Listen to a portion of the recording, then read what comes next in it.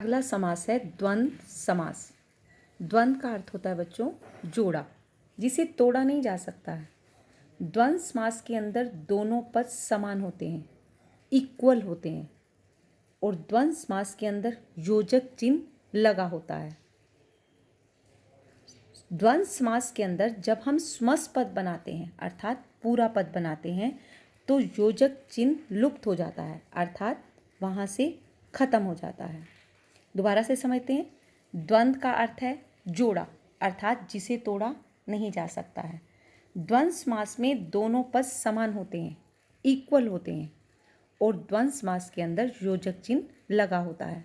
लेकिन जब हम उसे समस्त पद बनाते हैं तो योजक चिन्ह उसका क्या हो जाता है, लुप्त हो जाता है, अर्थात वहाँ से खत्म हो जाता है, अर्थात वहाँ से निकल जाता है। जिस समास में समस्त पदों के दोनों पद समान हो वहाँ क्या होता है बच्चे, द्वंद्व समास। जिस समास के समस्त पदों में दोनों पद समान हो वहाँ पर क्या होता है, द्वंद्व समास। इस समास में दोनों पदों को मिलाते समय मध्य में जो योजक चिन्ह होता है वह क्या हो जाता है, लुप्त हो जाता है। ये क्या थी इसकी परिभाषा, द्वंद्व समास की परिभाषा क्या थी, जब हम समस्त पदों में दोनों पद समान होते हैं और वहाँ द्वंद्व समास होता है। जिस समास के समस्त पदों में दोनों पद समान हो वहाँ क्या होता है, द्वंद्व समास। इस समास में दोनों पदों को मिलाते समय मध्य में जो योजक चिन्ह है वह क्या हो जाता है, लुप्त हो जाता है। उदाहरण के रूप में समझते हैं। अन्न जल, इसमें क्या है बच्चे, योजक चिन्ह लगा हुआ है। अंजल में क्या है, योजक चिन्ह। हमने पहले क्या समझा था कि द्वंद्व समास के अंदर योजक चिन्ह लगा होता है, और अंजल में जब योजक चिन्ह लगा हुआ है, जब हम इसका विग्रह करते हैं अन्न और जल तो योजक चिन्ह क्या हो गया, लुप्त हो गया। अन्न और जल, अन्न जल, समस्त पद क्या बना, अन्न जल। और इसके अंदर जब हम उदाहरण देते हैं तो अन्न और जल विग्रह हमने किया तो विग्रह करने के अंदर क्या बना, इसका योजक चिन्ह लुप्त हो गया। जैसे मैंने कहा अपना पराया, अपना और पराया। देश विदेश, इसमें भी क्या लगा हुआ है, योजक चिन्ह, देश और विदेश।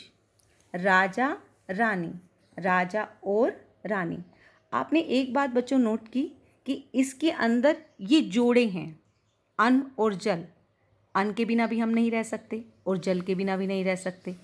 देश और विदेश, ये दोनों शब्द जोड़े हैं, जैसे राजा और रानी, भाई और बहन, छोटा और बड़ा। इन जोड़ों को तोड़ा नहीं जा सकता। जैसे मैं कहूँ माता पिता, अब मैं ये कहूँ कि माता को प्रेफरेंस ज़्यादा देते हो या पिता को, दोनों को ना, तो ये दोनों क्या हैं, जोड़े हैं, इन्हें तोड़ा नहीं जा सकता है। तो द्वंद्व समास सबसे आसान था। इसमें क्या था, दोनों पद समान थे, इसमें योजक चिन्ह लगा होता है। लेकिन जब हम समस्त पद बनाते हैं तो योजक चिन्ह क्या हो जाता है, लुप्त हो जाता है। उदाहरण से हमने समझा कि अन्न जल, इसमें योजक चिन्ह लगा हुआ है, लेकिन जब हमने इसका विग्रह किया अन्न और जल, योजक चिन्ह क्या हो गया, लुप्त हो गया। जब योजक चिन्ह लुप्त हो जाता है तो हमें ये पता लग जाता है कि यहाँ पर द्वंद्व समास है। इसमें द्वंद्व समास के अंदर और, एवं, या और अथवा लगता है, और एवं या और अथवा लगता है। द्वंद्व समास समझ में आ गया होगा, ये बिल्कुल आसान था।